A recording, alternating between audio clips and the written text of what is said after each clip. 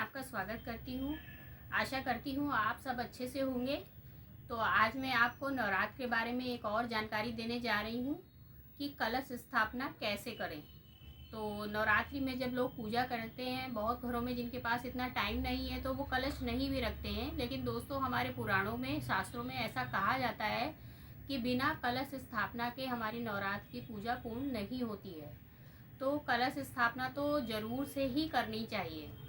तो ये कलश स्थापना किस प्रकार की जाती है, यही आपको हम बताने जा रहे हैं। आप घर में आसान विधि से कैसे कलश स्थापना कर सकते हैं, इसके बारे में भी आपको जानकारी देने जा रहे हैं। जैसा कि आपको पता है, शारदीय नवरात्र हमारे हिंदू धर्म में बहुत ही महत्वपूर्ण माने जाते हैं। इनका स्थान बहुत ही उच्च है।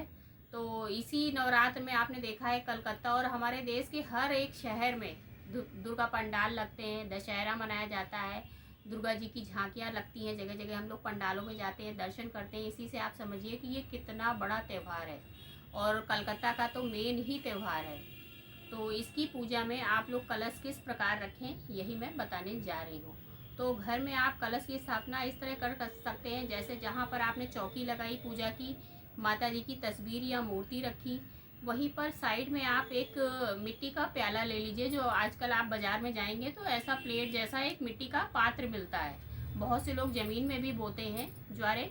तो आप चाहे तो ज़मीन में, अगर आपके पास जगह है तो ज़मीन में कर सकते हैं। लेकिन आजकल फ्लैटों में जैसे लोग रहते हैं तो उनके पास इतनी जगह नहीं है, तो आप वो मिट्टी का एक प्याला ले लीजिए और एक कलश मिट्टी का ले लीजिए और उसके ऊपर रखने के, उसको ढकने के लिए एक मिट्टी की प्याली ले लीजिए। ये 3 सामान हो गए आपके। इसके बाद आप अशोक या आम की जो पत्तियां आपको मिलती हैं वो 5 या 7 आप पत्ती ले लीजिए और उसमें कलश में आप गंगा जल भरिए। उसके बाद स्वच्छ जल भरिए, भरकर उसमें सुपारी, लौंग और क्या बोलते हैं, इत्र और हल्दी की गांठ, ये सब आप डाल के और उसमें 1 रुपए का सिक्का या 5 रुपए का सिक्का कुछ डालकर फिर उसके बाद उस कलश को ढक दीजिए और उस प्याले में आप मिट्टी रख के उसमें आप जौ डाल दीजिए। जो आप बाजार से लाए हैं पूजा सामान में, उस जौ को आप बो दीजिए उस मिट्टी में और मिट्टी को हल्का सा गीला कर दीजिए।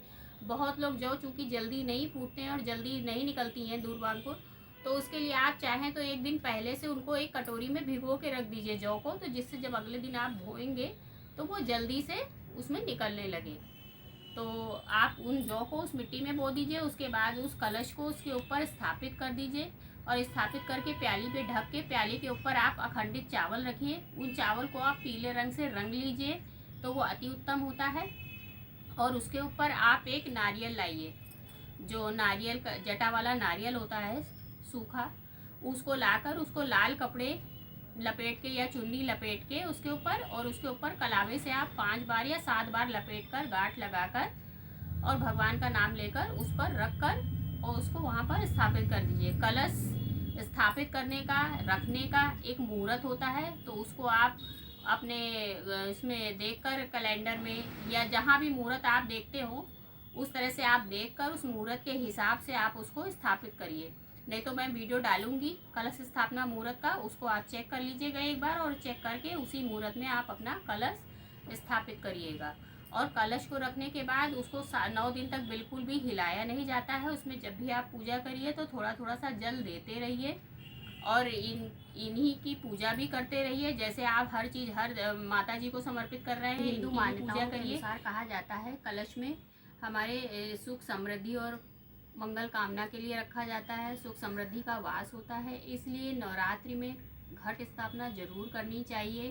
कहते हैं कि कलश के मुख में भगवान विष्णु जी का निवास होता है और कलश के कंठ में, जहाँ पर आप 7 बार घुमा के मौली बांधेंगे, जब कलश स्थापना करेंगे तो उसमें 7 बार घुमा के कलश के कंठ पर आप मौली बांधेंगे।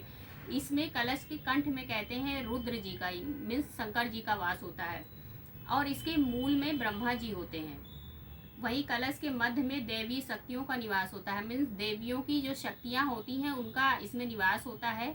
माता जी की सारी शक्तियाँ इसमें होती हैं। तो इनका जरूर से ज़रूर इनका ये कलश का स्थापना करके आपको पूजा करनी चाहिए। इसीलिए नवरात्रि के जो 9 दिनों में जो है कलश स्थापना करना बहुत ज़रूरी और शुभ होता है। कलश स्थापना के दौरान चारों ओर जो है जौ बो जाते हैं, ये हमने आपको बताया। और कलश में गंगा जल और जल भरकर उसके ऊपर आम के पंच पल्लव लगाकर उसके ऊपर प्याली भरकर और उसके ऊपर चावल रखकर रंगे हुए उस पर ही नारियल को स्थापित करना चाहिए। और इसके पीछे ये भी मान्यता है कि ये जो जौ बोए जाते हैं कि सृष्टि की शुरुआत में सबसे पहली जो फसल अपनी धरती पर हुई थी वो जौ ही थी, इसीलिए जौ को लोग बोते हैं। आजकल कुछ लोग जो है गेहूं भी बोते हैं, कुछ लोग सब अनाज भी बोते हैं, लेकिन जौ जो है प्राचीन काल से बोए जा रहे हैं। तो आप इस प्रकार से अपने कलश की पूजा करिए और भगवान को खुश करिए। और सिंपल तरीके से ही इस तरह आप घर में छोटे से, चाहे फ्लैट में है, चाहे घर में है, चाहे बड़े घर में है, जिसके पास जैसी जगह और जैसी सामग्री उपलब्ध हो उस प्रकार से आप अपने घर में घट स्थापना कर सकते हैं और अपनी पूजा का संपूर्ण फल पा सकते हैं। धन्यवाद दोस्तों।